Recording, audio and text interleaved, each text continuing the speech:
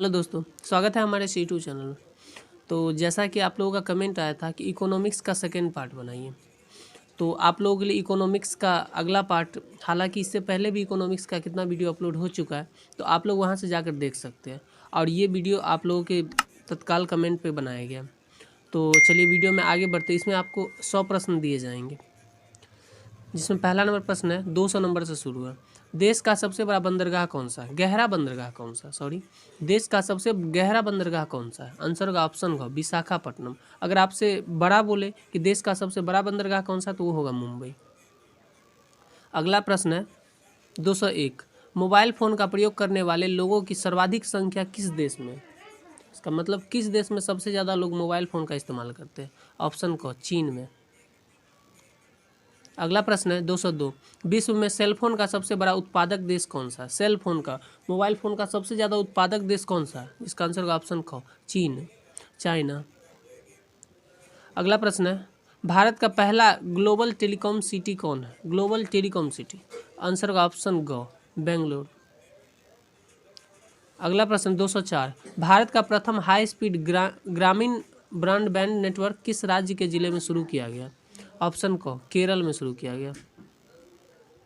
अगला प्रश्न है 205। विश्व में इंटरनेट उपभोक्ता की सर्वाधिक संख्या किस देश में है? इंटरनेट उपभोक्ता की, जिसका आंसर होगा ऑप्शन ख, चाइना, चीन।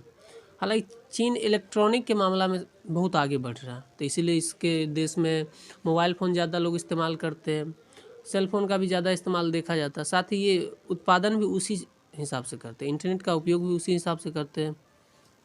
अगला प्रश्न 206। इस समय भारत का सबसे बड़ा राष्ट्रीयकृत उद्यम कौन सा है?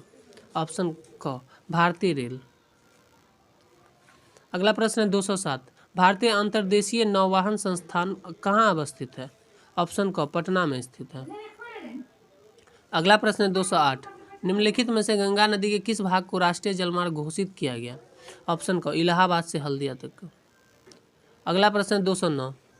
कुरियर सेवा से प्रतिस्पर्धा के लिए भारतीय डाक विभाग ने दूत डाक सेवा का आरंभ कब किया?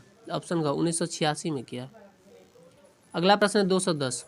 भारत का वित्तीय वर्ष प्रारंभ होता है, वित्तीय वर्ष, इससे पहले के एक वीडियो में ये बताए हुए थे कि वित्तीय वर्ष कहाँ से कहाँ तक होता है। तो वित्तीय वर्ष 1 अप्रैल से 31 मार्च तक होता है, 1 अप्रैल से 31 मार्च तक। और यदि आपको पूछा जाए कैलेंडर ईयर कब से कब तक होता है, तो आंसर होगा 1 जनवरी से 31 दिसंबर तक।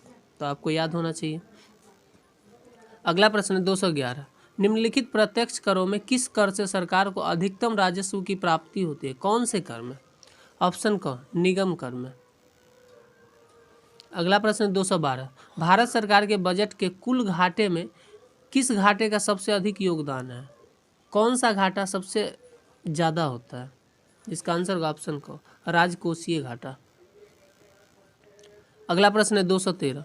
निम्नलिखित में से कौन सा एक साधन केंद्र सरकार के राजस्व का स्रोत नहीं है? कौन सा एक साधन? इसका आंसर होगा ऑप्शन क, कृषि आय कर। अगला प्रश्न है 214। संशोधित मूल्य वर्धित मोडवैट का संबंध किससे है? इसका आंसर होगा ऑप्शन क, बिक्री एवं सेवा कर से। अगला प्रश्न है 215। संपदा कर भारत में पहली बार किस वर्ष से लागू किया गया? संपदा कर भारत में पहली बार किस वर्ष से लागू किया गया? ऑप्शन ग, 1957 में लागू किया गया। अगला प्रश्न है 216। भारत के संविधान में बजट को क्या कहा गया? बजट को क्या कहा गया? ऑप्शन क, वार्षिक बजट स्टेटमेंट। अगला प्रश्न है 217। भारत में कितने आमदनी पर कर की शुरुआत की थी? भारत ने कितने आमदनी पर कर की शुरुआत की थी? एक मिनट। भारत में किसने आमदनी पर कर की शुरुआत की थी? ऑप्शन ग, जेम्स विल्सन ने शुरुआत की थी। अगला प्रश्न है 218। संघ सरकार के कर राजस्व में सबसे महत्वपूर्ण स्रोत कौन सा है? कर राजस्व में ऑप्शन ग, निगम कर सबसे महत्वपूर्ण है। अगला प्रश्न 219। निम्नलिखित में से कौन सा कर भारत सरकार द्वारा नहीं लगाया जाता? भारत सरकार द्वारा वह कर नहीं लगाया जाता। ऑप्शन घ, मार्ग कर। अगला प्रश्न है 220। भारत में कृषि आय कर लगाया जा सकता है, किसके द्वारा लगाया जा सकता है? ऑप्शन को, राज्य सरकार द्वारा लगाया जा सकता है। अगला प्रश्न है 221। निम्न में से कौन सा देश प्रत्यक्ष निम्न में से कौन सा प्रत्यक्ष कर है? प्रत्यक्ष कर कौन सा है?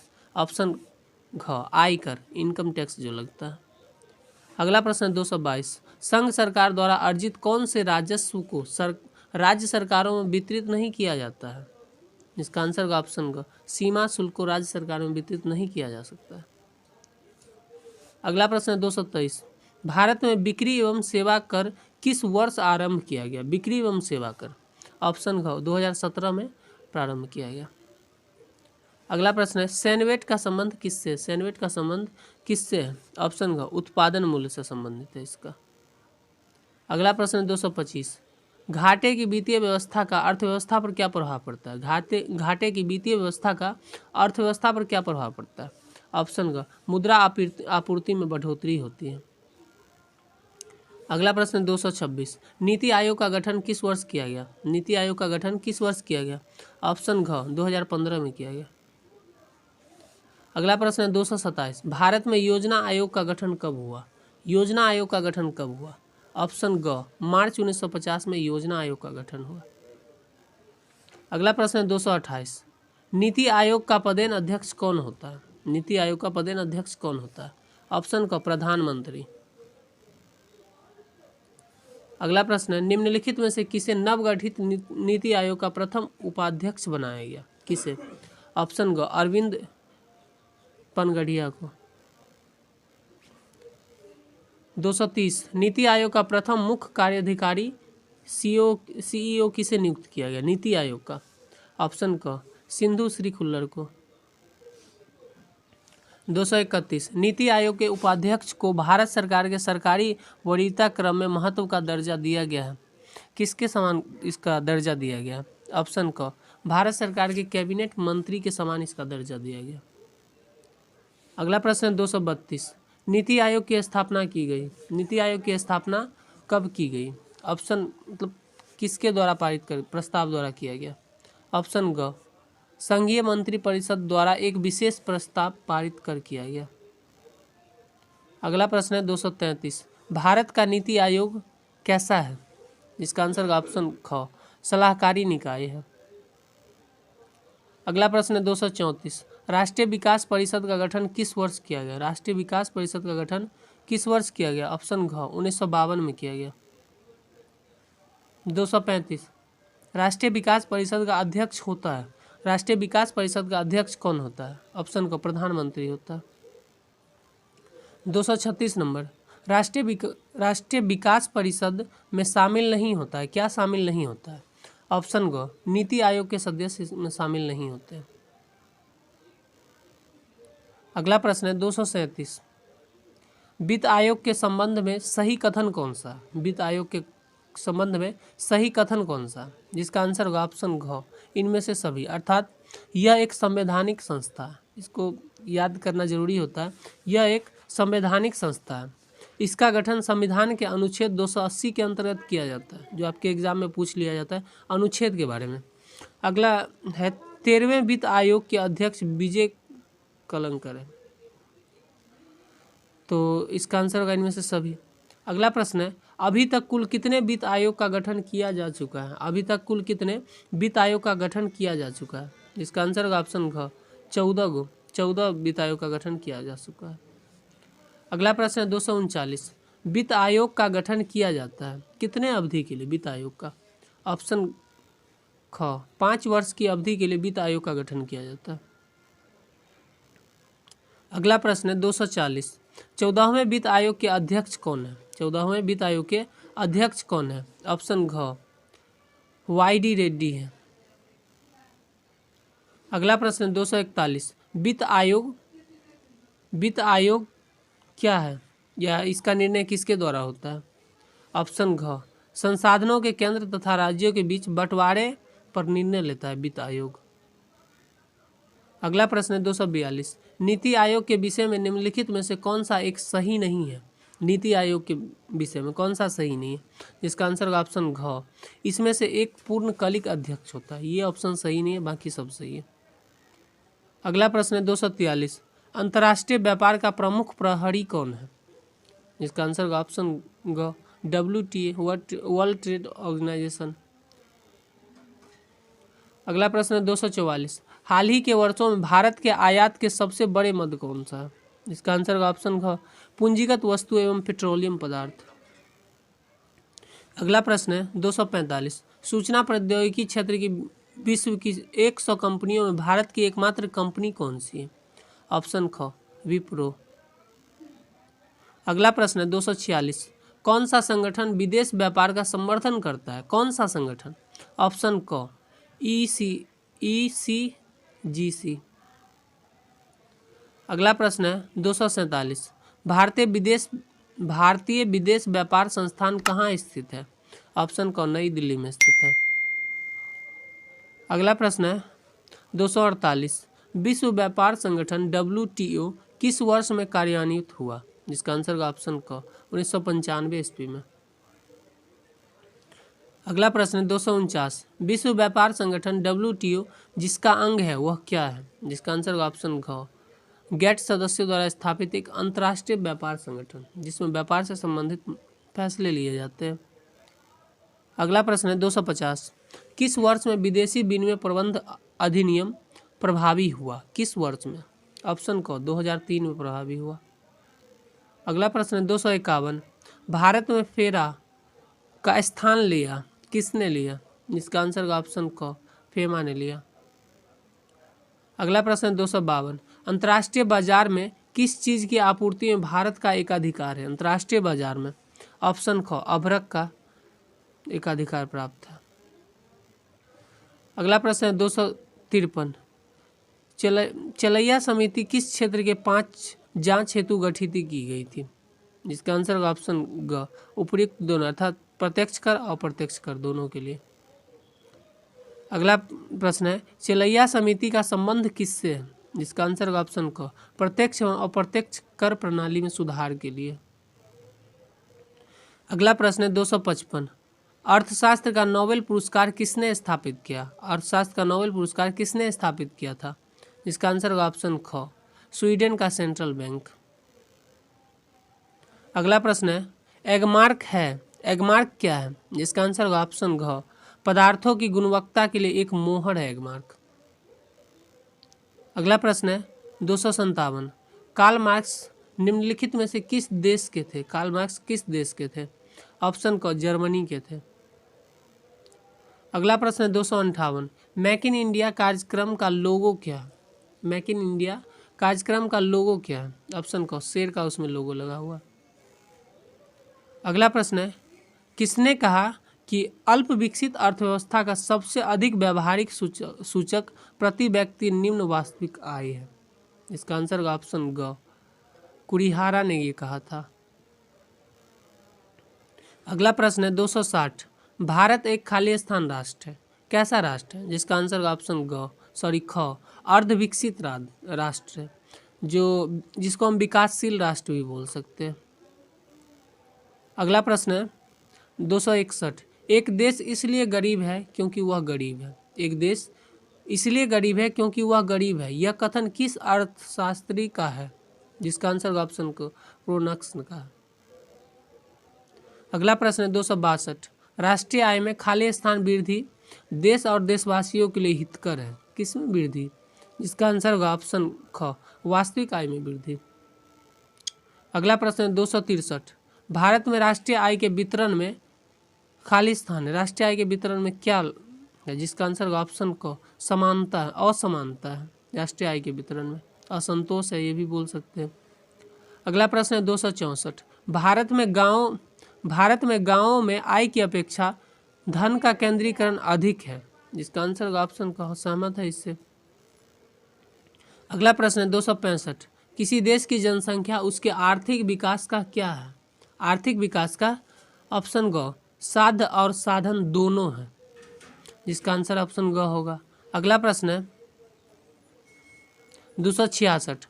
अर्ध विकसित या विकासशील भी बोल सकते हैं, अर्ध विकसित राष्ट्रों के औद्योगिकरण में जनता की वृद्धि का खालिस्तान प्रभाव पड़ा, क्या प्रभाव पड़ा? ऑप्शन ख, प्रतिकूल प्रभाव पड़ा।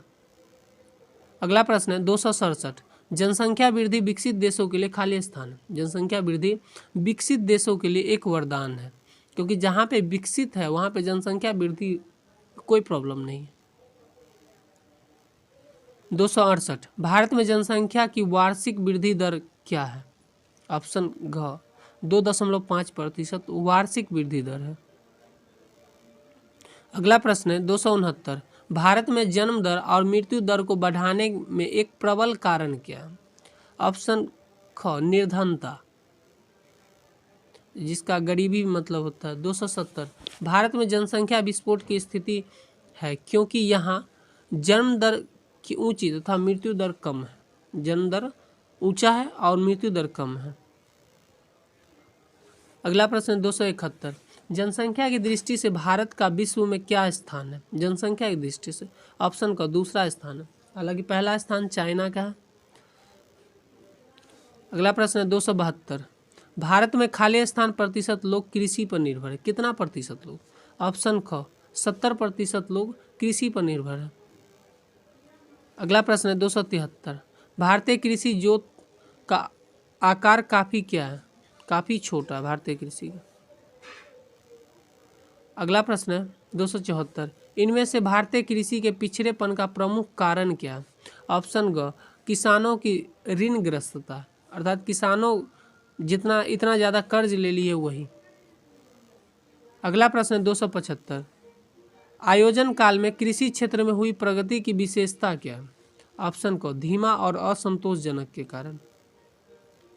अगला प्रश्न है 276 हरित क्रांति कार्यक्रम कब प्रारंभ किया गया? हरित क्रांति कार्यक्रम कब प्रारंभ किया गया? ऑप्शन घ 1966 में प्रारंभ किया गया। 277 हरित क्रांति को खाली स्थान भी कहते हैं। हरित क्रांति को गेहूं की क्रांति भी कहते हैं क्योंकि हरित क्रांति के फलस्वरूप सबसे ज़्यादा उत्पादन हुआ है वो गेहूं का उत्पादन हुआ है। 278 सहकारी संगठनों का उद्देश्य क्या है? सहकारी संगठन का उद्देश्य इनमें से सभी अर्थात आर्थिक लाभ, नैतिक लाभ, सामाजिक लाभ, सभी प्रकार के लाभों का उद्देश्य है। 279 भारत में सहकारिता आंदोलन का सूत्रपात क्या है? सहकारिता आंदोलन ऑप्शन क 1904 ईस्वी में हुआ था। अगला प्रश्न है 280 भारत में सहकारिता आंदोलन बिल्कुल असफल नहीं रहा बल्कि इसे सीमित सफलता मिली है। ऑप्शन क इससे सहमत है। अगला प्रश्न है 281 भारत में विस्तृत खेती के लिए क्षेत्र बहुत सीमित है। ऑप्शन क। अगला प्रश्न है 282 गहन खेती आय और रोजगार बढ़ाने में सहायक है। ऑप्शन क इससे सहमत है। अगला प्रश्न है 283 सहायकी की नीति लाभ पहुंचाने की बजाय संसाधन व्यर्थ नष्ट करती है। इससे ऑप्शन ख सहमत है। अगला प्रश्न है 284 सहायकी नीति विशुद्ध वरदान है। सहायकी नीति विशुद्ध वरदान है। ऑप्शन क इससे असहमत है। अगला प्रश्न है 285 उर्वरक और सिंचाई के क्षेत्र में सब्सिडी लाभप्रद है। ऑप्शन ख इससे सहमत है। ये सब्सिडी अगर रहेगा तो अच्छा रहेगा। अगला प्रश्न 286 सहकारी कृषि की विशेषता क्या है? ऑप्शन ग बड़े पैमाने की कृषि तथा भूमिगत पर व्यक्तिगत स्वामित्व होता है सहकारी कृषि की विशेषता। अगला प्रश्न है 287 सहकारी कृषि का क्या लाभ है? इसका आंसर का ऑप्शन घ इनमें से सभी अर्थात भूमि का एकत्रीकरण, संयुक्त प्रबंध, व्यक्तिगत स्वामित्व। अगला प्रश्न है 288 सहकारी कृषि व्यक्तिगत तथा सामूहिक कृषि के बीच का समझौता है। सहमत है। ऑप्शन क इससे सहमत है। अगला प्रश्न है भारतीय दृष्टि से सहकारी आंदोलन अपने सही रूप की तुलना में कम अमूल्यवादी है। वास्तव में इसका प्रमुख दोष है कि यह वर्तमान स्थिति में कोई परिवर्तन नहीं करता। यह विचार किस अर्थशास्त्री का है? ऑप्शन क गुरनार मिडल का है। अगला प्रश्न है 290 भूमि सुधार का उद्देश्य क्या है? भूमि सुधार का उद्देश्य ऑप्शन घ इनमें से सभी अर्थात लाभकर जोतों की स्थापना, किसानों को शोषण से बचाना, कृषि की उत्पादकता में वृद्धि करना, सभी का उद्देश्य है। अगला प्रश्न है 291 सीमा निर्धारण का प्रमुख उद्देश्य क्या है? सीमा निर्धारण का प्रमुख उद्देश्य है अतिरिक्त भूमि को भूमिहीनों में बांटना। क्या इससे आप सहमत है? ऑप्शन क इससे सहमत है। अगला प्रश्न है 292 यदि गैर कृषि आय पर सीमा लगाने का विचार नहीं किया जा सकता तो कृषि आय पर सीमा लगाना अन्यायपूर्ण नहीं होगा, अपितु समाज में भारी असंतुलन पैदा कर देगा। यह किसने कहा? ऑप्शन ख, प्रो गैडगिल ने कहा। अगला प्रश्न है 293, विभाजन विखंडन को दूर करने का उपाय चकबंदी है। ऑप्शन क इससे सहमत है। अगला प्रश्न है 294, उप विभाजन एवं विखंडन से लाभ से अधिक हानियां हैं। ऑप्शन क इससे सहमत है। अगला प्रश्न है 295, बिचौलियों का उन्मूलन देश में भूमि सुधार का पहला महत्वपूर्ण कदम है। ऑप्शन ख इससे भी सहमत है। अगला प्रश्न है 296, कृषि साख का सबसे सशक्त साधन क्या है? कृषि साख का, ऑप्शन क महाजन इसका सबसे सशक्त साधन है। अगला प्रश्न है 297, बैंकों का राष्ट्रीयकरण कब हुआ था? बैंकों का राष्ट्रीयकरण कब हुआ था? ऑप्शन ग 1969 ईस्वी में बैंकों का राष्ट्रीयकरण हुआ था। अगला प्रश्न है 298, क्षेत्रीय ग्रामीण बैंकों की स्थापना कब हुई थी? ऑप्शन घ 1975 में क्षेत्रीय बैंकों की स्थापना हुई थी। अगला प्रश्न है 299, नाबार्ड की स्थापना कब हुई थी? नाबार्ड की स्थापना 1982 में हुई थी। ऑप्शन घ। अगला प्रश्न और लास्ट प्रश्न है, नाबार्ड का मुख्य कार्यालय कहाँ है? ऑप्शन ग बम्बई में है, मुंबई में। तो ये था आपका 100 प्रश्न। अगर वीडियो अच्छा लगा तो वीडियो को लाइक करें, और आप यदि हमारे चैनल पर नए हैं तो चैनल को सब्सक्राइब करें। वीडियो देखने के लिए आपका बहुत धन्यवाद।